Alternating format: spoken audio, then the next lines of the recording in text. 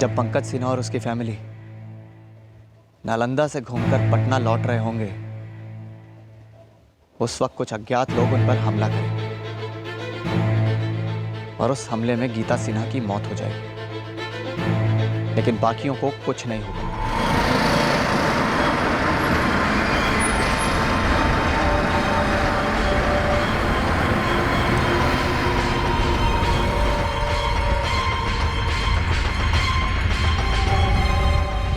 हम सुबह जल्दी घर से निकलेंगे बाय रोड, हमारी कार से। नालंदा से लौटते हुए हम लोग पहले ये NH31 लेंगे और उसके बाद NH30, और इन दोनों के बीच में यहाँ कहीं ये बाईपास आता है। जानते ही बाईपास को, यहाँ हमारा बचपन निकला है, लेकिन ये बाईपास तो शाम के बाद बिल्कुल सुनसान हो जाता है। जानते हैं, इसीलिए हम नालंदा से थोड़ा लेट निकलेंगे कि यहाँ पहुँचते हुए अंधेरा हो। जीजा जी, ब्रेक चाहिए हो तो बोल दो, हम चला लेंगे। अरे नहीं नहीं जतिन बाबू, हम ठीक हैं। ऐसे पहुँचते पहुँचते 11 तो बज ही जाएंगे। अरे तो दिक्कत क्या है, जब पहुँचना पहुँच जाएंगे। वैसे आपको कोई जल्दी है क्या? अरे नहीं, काहे की जल्दी है। अरे लेकिन हमें तो जल्दी है ना जी, अनमोल का स्पोर्ट्स डे है कल और 6:30 बजे तक स्पोर्ट्स ग्राउंड पे भी पहुंचना है। अब वो तो नहीं मिस हो सकता है ना। अरे चिंता मत करो, कुछ हो मिस नहीं होगा। और 5 बार बता चुकी हो, याद है हमें। सब लोग अपनी अपनी जगह पे टाइम पे पहुंच जाएंगे। वो और 2 लड़कों के बारे में तुम बता रहे थे?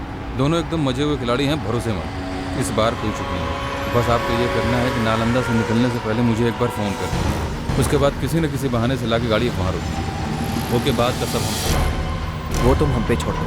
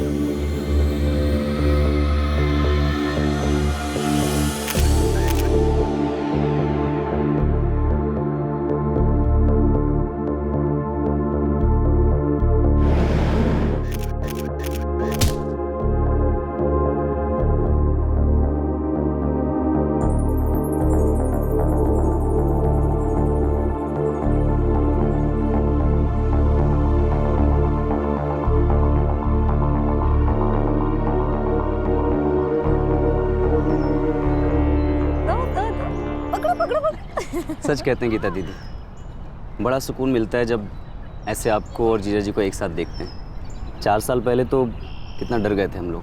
तुम लोग तो सिर्फ डर गए थे, परेशान थे।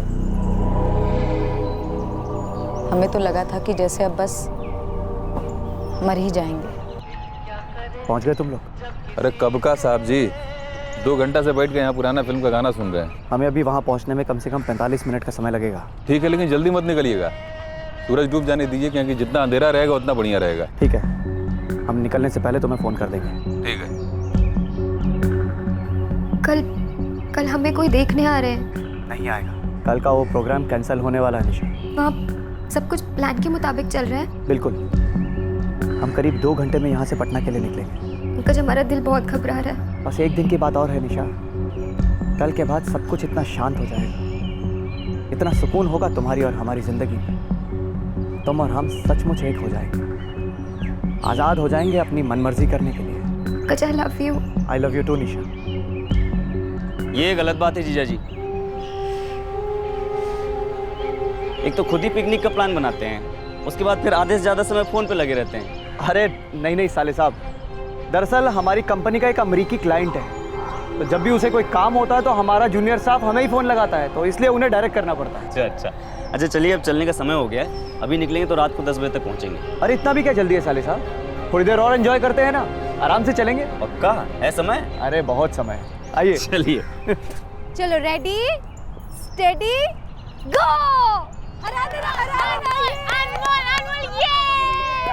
अनमोल जीत गया। आपसे बाहर गए, अनमोल जीत गया।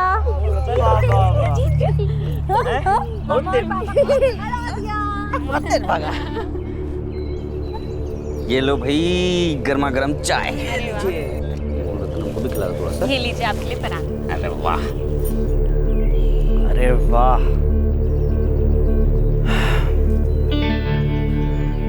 क्या बात है जीजा जी, या तो फोन पे लगे रहते हैं, बार बार घड़ी देखते हैं, माजरा क्या है? अरे साले साहब ऐसा कुछ नहीं है, बस देख रहे थे बजा कितना है। अब टाइम का ख्याल तो रखना ही पड़ता है। हाँ जी, हमें भी लगता है ना कि नाश्ता करते हैं ना हम लोगों को चल देना चाहिए। 6 बज चुके हैं ऑलरेडी। खाइए सब लोग आराम से, उसके बाद निकलते हैं 15-20 मिनट में।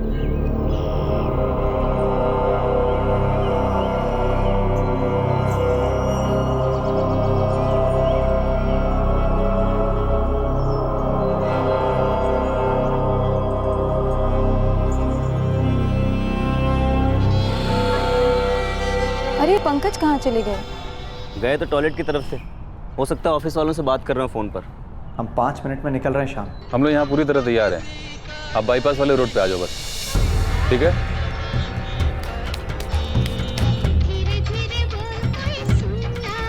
श्याम भाई, सारी तैयारी हो चुकी है। एक काम करते हैं, पीछे चल के छिप जाते हैं, पार्टी निकलने वाली है।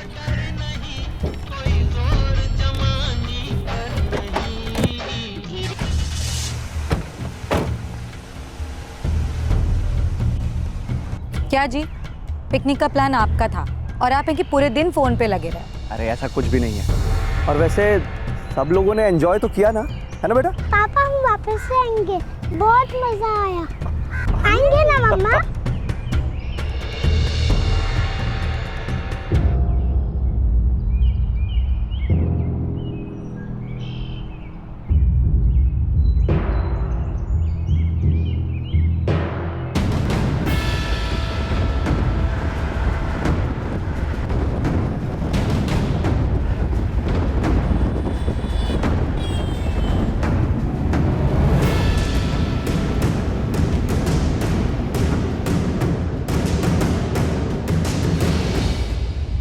जीजा जी, हम अक्सर सोचते थे कैसे आपसे ये बात छेड़ें, लेकिन आज सही मौका मिला है तो आपसे कह रहे हैं। क्या जते? यही कि आप और गीता दीदी एक बुरे दौर से गुजरे, पर कैसे आप एक होकर आगे बढ़े। बड़ा अच्छा लगता है आप दोनों का प्यार और हमारी बहन का ध्यान रखने के लिए। Thank you. अरे नहीं नहीं जतिन, दरअसल थैंक यू तो हमको गीता को बोलना चाहिए कि उसने हमारी सभी गलतियों को भुलाकर हमको माफ़ किया और वापस अपना लिया। आज हम दिन में गीता दीदी से भी यही बात कर रहे थे। वो कह रही थी कि उन दिनों उनको लगता था कहीं दुख के मारे वो मरी ना जाए। जतिन, तुमसे सच कहें तो लगता हमको भी ऐसा ही था। रोज़ रोज़ थोड़ा थोड़ा घुट घुट कर मरने से कहीं अच्छा है कि एक ही बार आर्या पार हो जाए।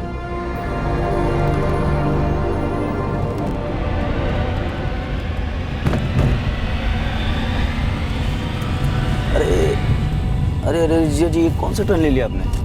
मोड़ लो गलत टर्न है ये। अरे नहीं नहीं जतिन, घबराओ मत, ये एक नए बाईपास को निकलता है। हम कम से कम 1 घंटा पर जल्दी पहुंचेंगे। नया बाईपास? हाँ। ये कब बना?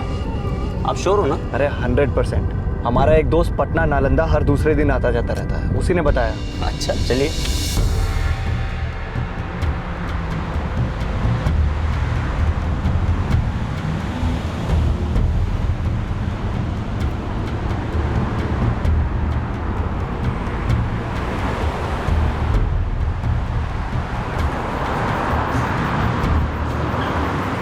पार्टी आ गई है, तुम लोग तैयार हो ना? हाँ।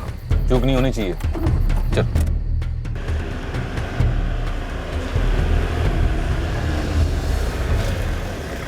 अरे जीजा जी, ये रास्ता तो बंद है। अरे ये क्या हो गया यार? हमारे दोस्त ने तो कहा था कि ये रास्ता सीधा पटना को कनेक्ट करता है। हुई होगी कोई प्रॉब्लम आगे। देखिए ना, साफ साफ बोर्ड लगा हुआ है, रास्ता बंद है। ऊपर से पत्थर लगा के ब्लॉक कर रखे। क्या हुआ जी, कहाँ पहुँचे? कुछ नहीं दीदी, शायद खराब रास्ते पर आ गए। वो बाईपास लिया, अभी ये रोड ब्लॉक है यहाँ। कोई नहीं, हम लोग एक काम करते हैं, वापस NH31 पकड़ लेंगे। बस 10 ही मिनट लेट हुए हैं।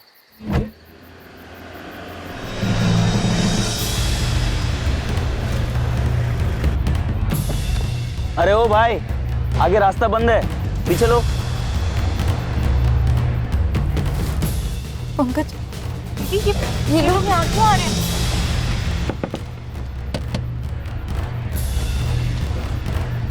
क्या चाहिए भाई?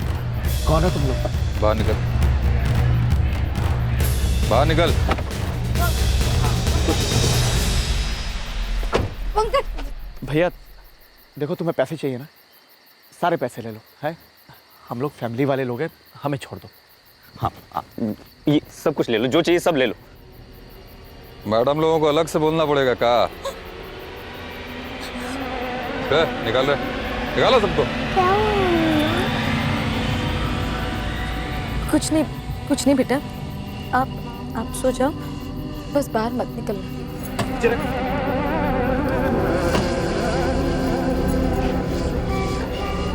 भैया बताएंगे भी कि क्या चाहते हैं आप लोग?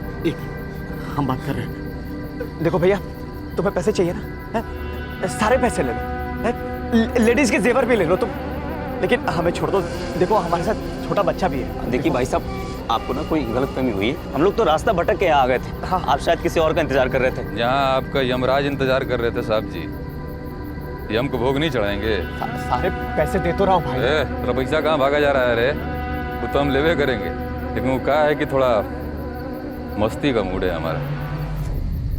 ये दोनों लंगूरों और छोटका बंदर पे नजर रखो। हैं देखो अरे ये देखिए, बाद में जब पैसा लेने जाओ तो अरे गाड़ी ले लो, सब ले लो तुम, लेकिन लेडीज को छोड़ो भैया। चुप! हिले तो बच्चे की खोपड़ी उड़ा देगी, माँ कसम बोल रहे। नहीं भैया, बच्चे को नहीं भाई। बच्चे को कुछ मत कीजिएगा भैया। आ जाओ, आ जाओ भैया आ जाओ। पैसा चाहिए एटीएम से निकाल के दे देंगे।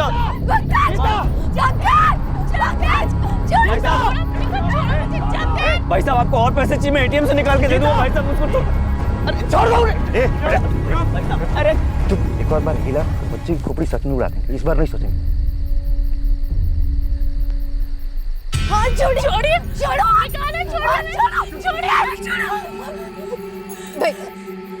भैया हमें जाने दीजिए, हम हाथ जोड़ते हैं आपके सामने, हमें जाने दीजिए। भैया जितना पैसा चाहिए आप ले लीजिए, हमें जाने दीजिए। चल साड़ी खोल। नहीं, कहा नहीं? चल खोल। आपके हाथ जोड़ते हैं, पैर मारते भैया। कोई बात नहीं, हम खुद ही खोल देते हैं। नहीं छोड़िए रे, हमने कहा छोड़िए रे, छोड़ो। तुम्हारी जैसी जंगली बिल्लियों को ठीक करना हमको बहुत अच्छा चाहता है। देखना चाहेगी? हैं? दिखाए तो के? देखेगी?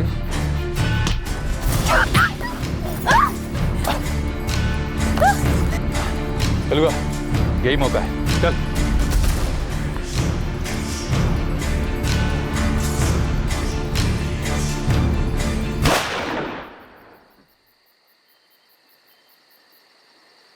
गीता दीदी, गोली के चला गीता, गीता, गीता। चलो रे, खाली बहुत अकड़ दिखा रही थी, मार दिए गोली। गाड़ी स्टार्ट करे, चल। हिलना मत, हिले तो मार देंगे। बैठा रहा चुपचाप। जाते हैं पंकज जी। गीता दीदी आगे खोलो ना। आजा बेटा, आजा। आगे क्यों नहीं खोल? जाते हैं, आगे खोलिए ना गीता दीदी। गीता, गीता, गीता आके खोलो, आके खोलो गीता। ये क्या कर दिया उन्होंने?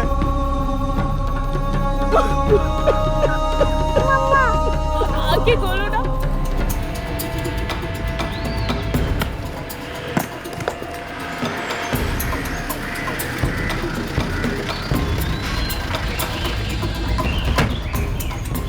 सर आगे रास्ता क्लियर है, हम 30 किलोमीटर जाके आए। वो डाकू लोग झूठ मूठ का रास्ता बंद किए। सर लगता है घात लगाकर बैठे थे कि कब कोई पार्टी आए इस तरफ। ये लोग आए और फंस गए। पंकज सिन्हा और उसकी फैमिली शॉर्टकट लेने के लिए रास्ता लिया होगा, वो फंस गए। इस नए हाईवे पर यह पहली घटना होगी सर। इसलिए रास्ता चुना होगा। राजन, अपने खबरियों से कहो कि इस इलाके में जितने भी गैंग हैं सबकी रिपोर्ट भेजे। क्या लोग थे ना? जी सर, गीता सिन्हा के भाई जतिन लाल ने यही कहा था कि 4 लोग थे। और सर पंकज सिन्हा से अभी तक बात नहीं हो पाई, और ना ही जतिन की पत्नी रमा से, और ना ही बच्चे से। मीडिया में खबर फैलने से पहले हमें इस केस को सॉल्व करना होगा। इस केस को टॉप प्रायोरिटी में रखो। सर पंकज और रमा के स्टेटमेंट्स जतिन से पूरी तरह मैच कर गए। ऐसा लग रहा था कि ये वाकई में एक डाकुओं का अटैक था जिसमें गीता की हत्या हो गई थी। इस भयंकर नौटंकी का पहला अंक कामयाब हो गया था। दूसरा अंक भी काफी सही तरीके से खेला गया। दोनों किरदार पंकज और निशा अपनी अपनी भूमिकाएं बड़ी कुशलता से निभा गए। पर जिनके लिए यह नाटक नहीं था उनकी जिंदगी पर शोक और दर्द का पर्दा गिर गया। नालंदा और पटना के एक एक खबरी को एक्टिवेट किया गया। सैकड़ों हिस्ट्री शीटर से भी पूछताछ हुई, पर पुलिस के हाथ एक भी ऐसा सुराग नहीं आ रहा था जो इस केस को कोई दिशा दे सके। गीता के माता पिता और भाई जतिन इस बात को लेकर बौखलाए हुए थे कि यह तकदीर का कैसा खेल था। एक पिकनिक, एक खुशनुमा फैमिली में इतना दर्द और गम कैसे और क्यों ले आया। नौटंकी के दूसरे अंक के दूसरे पड़ाव में भी पंकज अपना किरदार बखूबी निभा रहा था। वो अपने बच्चे का दहशत भरा दर्द बखूबी संभाल रहा था, वो दर्द जो उसी ने बच्चे को दिया था। इस नौटंकी की कठपुतलियों को भी उनकी मजदूरी अदा की गई। इस ड्रामे के लीड कैरेक्टर्स के सामने अब रास्ता साफ हो चुका था। बस थोड़े दिन और उनको अपनी दर्द भरी एक्टिंग का प्रदर्शन देना था। उसके बाद उनके हिसाब से हैप्पी एंडिंग होने जा रही थी। सर, हम जतिन लाल बोल रहे हैं, गीता सिन्हा के भाई। 2 हफ्ता हो गया सर, कुछ पता नहीं चला, कोई पकड़ा नहीं गया। जतिन, हम जी जान से लगे हुए हैं। जैसे ही कोई ब्रेक थ्रू मिलता है हम आपको इन्फॉर्म कर देंगे। ठीक है सर। सर, राजन, बाईपास रोड पर जो मर्डर हुआ था उसकी क्या रिपोर्ट है? सर सच कहे तो अभी तक ब्लैंक है। हिस्ट्री शीटर्स ने एक भी ऐसी गैंग का नाम नहीं बताया जो उस वक्त वहां पर हुए होंगे। बहुत से डाकू देखे हमने इतने सालों में। ये डाकू की प्रथा हमसे भी पुरानी है, मगर ये डाकू। सर, आपको लगता है कि वो डाकू नहीं थे? राजन, डाकू क्या करते हैं? डाकू बंदूक की नोक पर लोगों को लूटते हैं। पैसा, जेवर, कीमती चीजें जो भी उनके पास हो उसको लूट लेते हैं। लेकिन ये डाकू, इन डाकुओं ने लूटने से पहले 2 औरतों को करने की सोची, और जब उसमें से एक मारी गई तो एक भी पैसा लूटे बिना, एक भी दमड़ी लिए बिना वहां से फरार हो। सर, हो सकता है वो गीता सिन्हा की मौत के बाद डर गए हों। यही तो सोचने वाली बात है राजन। वो डाकू थे, उन लोगों के हाथों में बंदूकें थी, गाड़ी रोकने की हिम्मत थी। 2 औरतों को रेप करने के इरादे से जंगल में ले गए और उसमें से एक को गोली मार दी। ये सब करते हुए डर नहीं लगा उन्हें? सर, हो सकता है गोली फायर होने के बाद डर गए हों। प्लान नहीं था, हो गया और उसके बाद भाग खड़े हुए। हो सकता है कोई नया गैंग हो। कितना इंतजार करवाएंगे विकास को? जवाब काहे नहीं दे रहे उसे? क्योंकि हमारे पास जवाब है ही नहीं मम्मी। पूरा कंफ्यूजन भरा पड़ा है दिमाग में। आप एक काम कीजिए, उसे कह दीजिए कि हमारा इंतजार ना करें। अरे 28 की हो गई हो, दुनिया देख चुकी हो, अब काहे का कंफ्यूजन? मम्मी, एक तो ना आप हर बारी हमारी उम्र को बीच में न लाया करो, और दूसरी बात, ये शादी का फैसला है, कोई स्कूटर वूटर खरीदने की बात नहीं है। बाकी तो हम देख चुके हैं कि गलत जोड़ियों का क्या नतीजा होता है।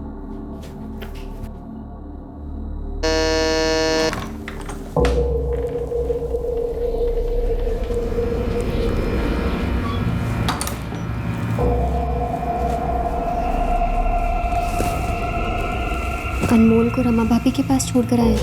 हाँ, एक अरसे से जिद कर रहा था तो छोड़ा उसे। अपने निशा थोड़ा नेचुरल भी लगेगा ना, जैसे धीरे धीरे हम नॉर्मल होते जा रहे हैं।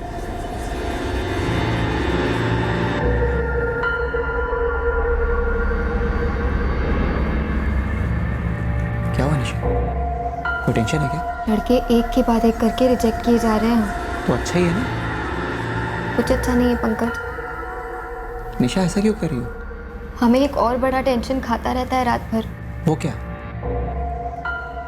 एक अजीब सा डर लगा रहता है। आज से 6 महीने बाद, 1 साल बाद, कभी ना कभी तो आप बात करेंगे ना पापा से, हमारा हाथ मांगेंगे उनसे, या फिर हम ही बता देंगे कि पंकज जी से शादी करनी है हमें। तो इसमें डरने की कौन सी बात है? नहीं है? आपको नहीं लगता जतिन भैया को शक हो जाएगा कि इतने टाइम से इन दोनों का अफेयर चल ही रहा था? फिर 2 और 2 मिलाएंगे, कहेंगे कि गीता दीदी को डाकुओं ने नहीं बल्कि इन दोनों ने मारा है, और फिर हम दोनों फांसी लटकेंगे। नहीं निशा, नहीं, कोई फांसी नहीं लटकेगा, ऐसा कुछ नहीं होगा, सुना? और हमें तो लगता है कि ये जो कुछ भी हुआ है ना, तकदीर से एकदम सही हुआ है। हाँ, पहले 3 अटेम्प्ट में अगर गीता मारी जाती तब जरूर ये 2 और 2 4 हो जाता, कि कोई कैसे ही किसी घरेलू औरत को मार सकता है। लेकिन ये जो चौथा अटेम्प्ट हुआ है एकदम स्मूथ गया है। डाकुओं का अटैक, मर्दों पर और बच्चे पर बंदूकें तनी हुई, औरतों को घसीट कर जंगल में ले गए, रेप का अटेम्प्ट, उसके बाद गोली मार दी, एकदम फुल प्रूफ। तुम देखना निशा, ये 2-4 महीनों में तो पुलिस भी इस केस को बंद कर देगी। क्या आप कभी गीता दीदी के बारे में सोचते हैं? हाँ निशा, एक बात तो आती है दिमाग में बीच बीच में कि वो औरत हमें डाइवोर्स काहे नहीं देती। कितने आराम से कट जाती सब लोगों की जिंदगी। चाहती तो खुद रख लेती अनमोल को पूरा, या हम रख लेते, या फिर जॉइंट कस्टडी, और पैसों का भी कोई प्रॉब्लम नहीं होने देते हम उसे। लेकिन हमें छोड़ देती, आजाद कर देती अपनी कैद से। सर हम लोग नालंदा से करीब 6:30 बजे के आसपास निकले थे और 7 बजे तक अच्छा खासा अंधेरा हो गया था। मतलब पूरी तरीके से रात हो गई थी। और 7:45 के आसपास हम लोग उस मनहूस बाईपास की तरफ मुड़े सर। और लगभग 20 मिनट चलने के बाद आप लोगों ने अचानक देखा कि वो रोड ब्लॉक है, राइट? हाँ सर, करीब 20 मिनट ही हुए होंगे। जतिन, तुम्हें कुछ अटपटा, कुछ अजीब नहीं लगा? हाँ सर, शायद हल्का सा अजीब लगा था, लेकिन मैंने पंकज जीजा जी से पूछा भी कि आप श्योर हो इस रास्ते के बारे में? उन्होंने कहा उनका कोई दोस्त है जो अक्सर उस रास्ते से आता जाता है। उन्होंने कहा कि शॉर्टकट है, 1 घंटा बचेगा। एनीवे, इस पिकनिक के दौरान तुम्हें कुछ अजीब लगा था? पिकनिक के दौरान? मतलब मैं समझा नहीं आप पूछना क्या चाहते हैं। देखो जतिन, जैसा तुम जानते ही हो, इस केस में अभी तक कुछ ब्रेक थ्रू हमें हासिल नहीं हुआ है, और एक बात को लेकर हम बहुत परेशान हैं। कौन सी बात सर? यही कि वो लोग डाकू थे, तो उन्होंने अटेम्प्ट करने से पहले या अटेम्प्ट के दौरान तुम्हें और पंकज को क्यों नहीं लूटा? उन्होंने सीधे तुम्हारी बहन गीता को गोली मारी। वहां पे तो कोई भीड़ भी इकट्ठा नहीं हुई थी, कुछ ऐसा था नहीं, लोग बचाने तो आए नहीं थे। तो फिर वो बिना पैसे लिए वहां से भाग क्यों खड़े हुए? ऐसा क्या डर था? बंदूकें थी उनके पास? सर हमने एक बार नहीं 1000 बार उनसे कहा था कि सारे पैसे ले लो, हमारी गाड़ी ले लो। हम एटीएम से और कैश निकाल के उनको देने के लिए तैयार थे, लेकिन वो मेरी पत्नी रमा और मेरी बहन गीता को लेकर दूर जंगल में चले गए। कुछ देर के बाद हमने गोली की आवाज़ सुनी और उन्होंने हमारी बहन को गोली मार दी सर। लेकिन तुम्हारी पत्नी को गोली नहीं मारी, तुम्हें भी नहीं मारी, बच्चे को नहीं मारा, पंकज को भी नहीं मारा, और एक भी पैसा लिए बिना वहां से भाग खड़े हो। क्यों? उन लोगों ने ऐसा क्यों किया ये हमको कैसे मालूम होगा? चेतन, आने के लिए thank you. Thank you sir.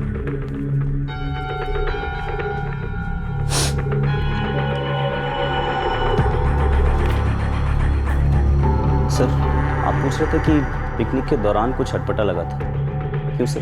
यूं ही। सर आपको किसी के ऊपर कोई शक है क्या?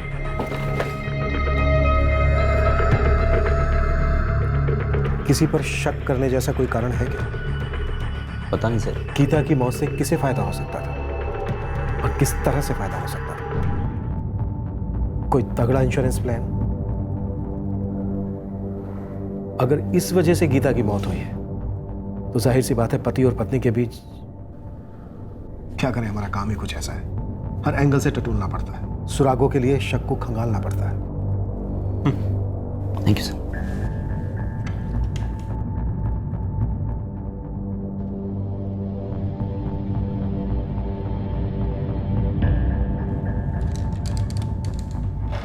सर ये पटना से नालंदा एक दिन की पिकनिक का आइडिया दरअसल हमारे जीजा जी पंकज का था, और सबसे ज़्यादा जोश में भी वही थे। और सर एक बात थोड़ी अजीब लगी थी कि पूरी पिकनिक के दौरान करीब 85% टाइम जीजा जी अपने मोबाइल पर बिजी थे, और शायद थोड़े परेशान भी थे सर। बार बार अपनी घड़ी देख रहे थे, और जब मैंने उनसे कहा कि घर चलते हैं तो कहने लगे इतनी जल्दी क्या है, और काफ़ी टाइम बिताने के बाद हम लोग वहाँ से निकले। चेतन, एक सीधा सवाल, क्या तुम्हें लगता है तुम्हारे जीजा पंकज सिन्हा ने जानबूझकर NH31 छोड़कर गाड़ी बाईपास की तरफ मोड़ी थी? हाँ सर, गाड़ी मोड़ी तो थी, लेकिन हमने उस बाईपास के बारे में उससे पहले कभी नहीं सुना था। लेकिन उस वक्त हमको ऐसा कुछ अजीब सा नहीं लगा सर। एक ख्याली सवाल, हाइपोथेटिकल, अगर हम ये मान के चलें कि तुम्हारे जीजा पंकज सिन्हा ने साजिश करके तुम्हारी बहन गीता सिन्हा का कत्ल करवाया,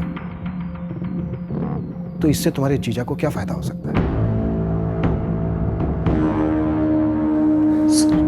सर अगर ऐसा कुछ कराना होता तो 4 साल पहले कराते। 4 साल बाद क्यों? 4 साल पहले? चेतन, ऐसा क्या हुआ था 4 साल पहले? सर 4 साल पहले पंकज को डिवोर्स चाहिए था हमारी बहन से। 4 साल पहले डिवोर्स? अभी बच्चा है 5 साल का, यानी कि जब बच्चा 1 साल का था तब पंकज को गीता से डिवोर्स चाहिए था, राइट? जी सर। कोई लड़की इन्वॉल्व थी? हमारी चचेरी बहन निशा, जो डिलीवरी के वक्त गीता दीदी की मदद के लिए उनके घर पर रह रही थी, और ये पंकज उससे शादी वादी के पर में फंस गया था। जतिन, ये जो निशा है इसे भी हुआ था? जी सर, बल्कि पंकज ने एक बार सुसाइड अटेम्प्ट भी किया था, लेकिन सर वो बात वहीं पर ख़त्म हो गई। ये अफेयर का वायरस है जतिन, इतनी आसानी से नहीं जाता, सालों तक पीछा करता।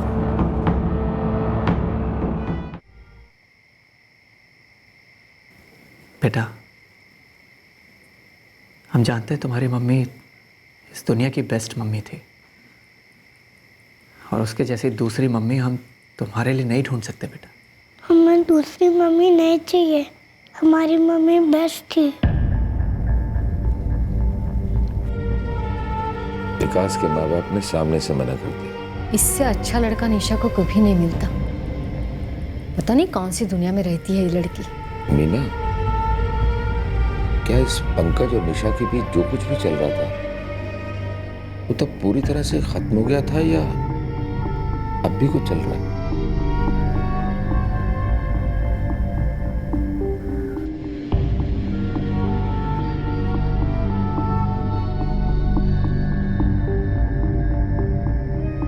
पंकज इतना गिर सकते हैं क्या? पता नहीं अम्मा, लेकिन जब हम उस दिन के बारे में सोचते हैं तो एक एक बात जुड़ती है, एक एक बात कोई साजिश मालूम होती है। पहले से प्लान मतलब आपका अपनी पत्नी गीता, बेटा अनमोल, साला जतिन और उसकी पत्नी रमा के साथ पिकनिक पर जाने का प्लान पहले से प्लान था? जी बिल्कुल। पटना से नालंदा 2 फैमिलीज अगर जाएंगी तो प्लानिंग नहीं होगी क्या? सुना है आप ऑफिस के काम में बहुत बिजी रहते हैं, और अगर आप ऑफिस में ना भी हो तो आपका काम नॉन स्टॉप चलता रहता है। इंस्पेक्टर साहब, हम हमारी कंपनी के मार्केटिंग हेड हैं, काम का कोई टाइमिंग नहीं होता। अच्छा, मार्केटिंग हेड साहब, कत्ल के दिन, हमारा मतलब है कि प्लान्ड पिकनिक के दिन भी आप भयंकर बिजी थे। आपके ऑफिस से आपको लगातार एक के बाद एक कॉल्स आ रहे थे। देखिए, उस दिन हुआ जो कुछ भी हुआ उसको लेकर सबके स्टेटमेंट है हमारे पास, और सबने एक ही बात पर जोर दिया है कि उस दिन आप पिकनिक पर होते हुए भी पिकनिक में नहीं थे। जी, वो हम बिजी थे, उस दिन अपने जूनियर्स को फ़ोन पर ही डायरेक्ट कर रहे थे।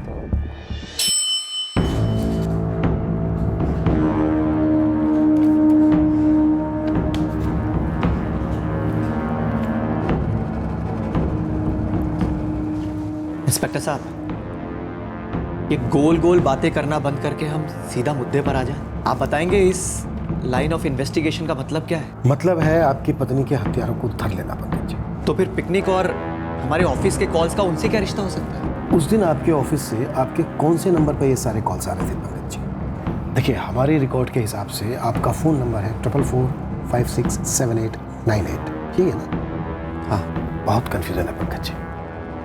आप कह रहे हैं, आपका साला जतिन कह रहा है, जतिन की पत्नी रमा कह रही है, और शायद आपकी पत्नी गीता सिन्हा जिंदा होती तो वो भी यही कहती कि उस दिन आपको आपके ऑफिस से लगातार कॉल आ रहे थे, एक के बाद एक कॉल आ रहा था, लेकिन आपके इस नंबर पर उस दिन आपके ऑफिस से एक भी कॉल नहीं आया है mister Pankaj Sinha, head of marketing.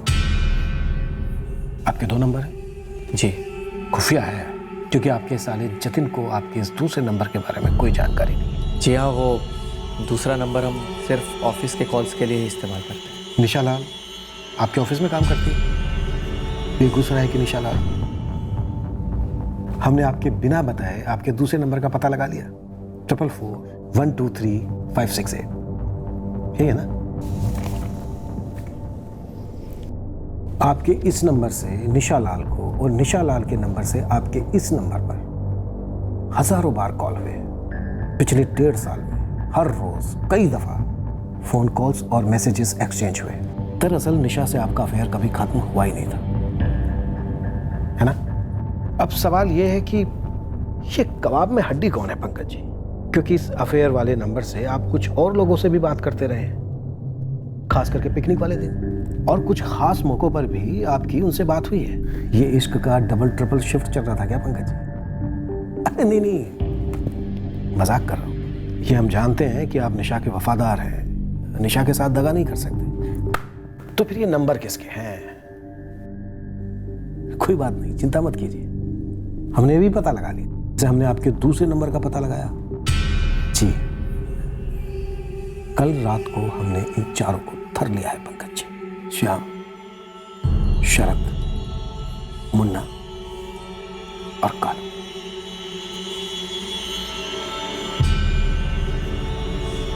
हाँ, हमें उन चारों की थोड़ी मरम्मत करनी पड़ी, तब जाके उन्होंने वो खोला। लेकिन हमें एक एक दिन, एक एक घंटा, एक एक मिनट, एक एक सेकंड का हिसाब दिया उन्होंने कि उन्होंने अब तक क्या क्या किया है।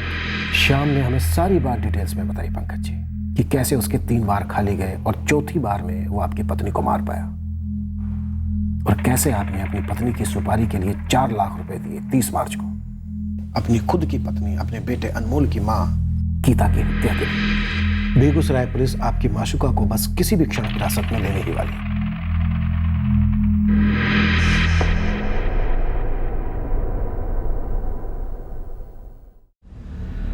कि तुमने कैसे सोच लिया कि अपनी पत्नी की हत्या करके तुम अपनी प्रेमिका से शादी कर लोगे और ये घोर अपराध किसी की पकड़ में नहीं आएगा? हमारे पास रास्ता क्या था? वो हमें डाइवोर्स दे नहीं रही थी। हम भीख मांग रहे थे उससे कि हमें छोड़ दो, हमें छोड़ दो। लेकिन 4 सालों तक वो टस से मस नहीं हुई। वाह, अफेयर भी आप करें, अपनी पत्नी को रास्ता भी आप दें। वो जो हमें रास्ता दे रही थी हमें नामंजूर था इंस्पेक्टर साहब। हमें प्यार हो गया था निशा से। गीता ये जानती थी और वो ये भी जानती थी कि हम उससे प्यार नहीं करते थे, फिर भी वो हमें और निशा को तकलीफ देने के लिए, सजा देने के लिए डाइवोर्स देने से इनकार कर रही थी। 3 जिंदगियों को नर्क बना दिया था उसने। ये कहां का इंसाफ है इंस्पेक्टर साहब? क्योंकि आपकी किसी से शादी हो गई है, आप जिंदगी भर उस रिश्ते को गले में पत्थर की तरह बांधकर जियो, न तैरो न डूबो, बस पड़े रहो। तो इस बंधन से मुक्ति पाने के लिए तुमने गीता को ही मुक्ति दे दी? हाँ, हमने मरवाया इंस्पेक्टर साहब गीता को। किराए के हथियारों को पैसे देकर मरवाया। हमने खून करवाया अपनी पत्नी गीता को। लेकिन ऐसा हमने क्यों किया इंस्पेक्टर साहब? क्यों? क्योंकि वो 4 साल तक हर रोज पल पल हमें मार रही थी, और निशा को भी। गीता और उसके घर वाले ये मानते थे कि चुप हो जाने से, किसी को धमका देने भर से सब कुछ अपने आप पहले जैसा हो जाता है। अरे कैसे हो जाता है सब कुछ अपने आप पहले जैसा?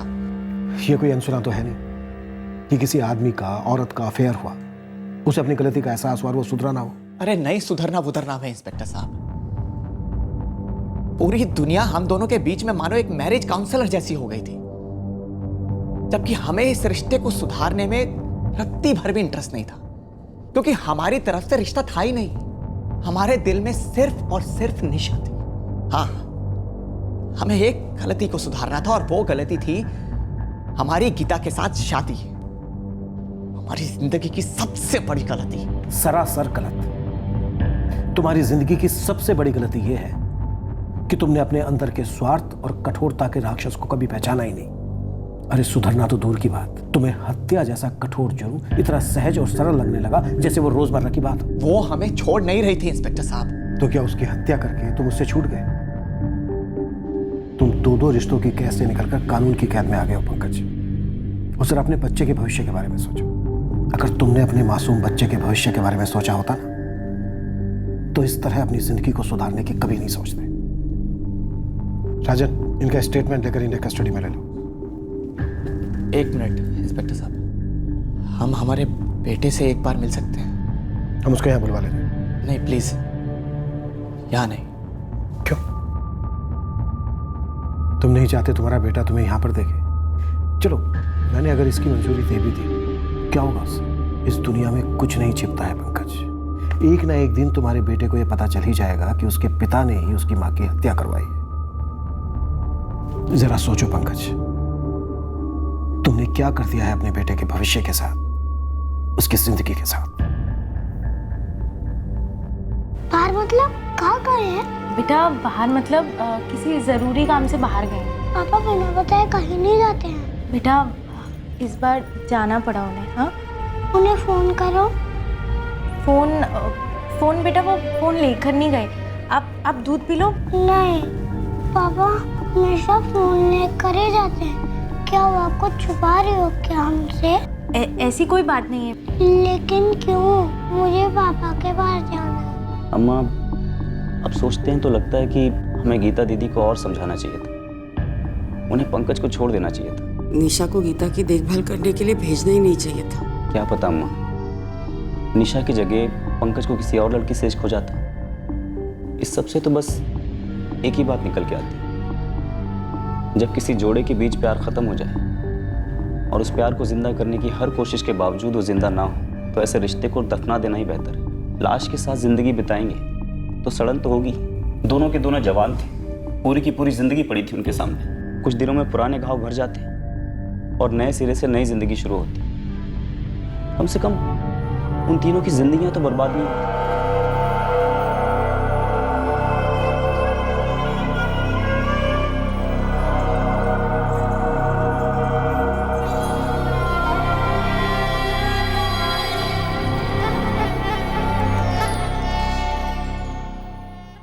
दरअसल चौथा अटेम्प्ट भी नाकामयाब रहा।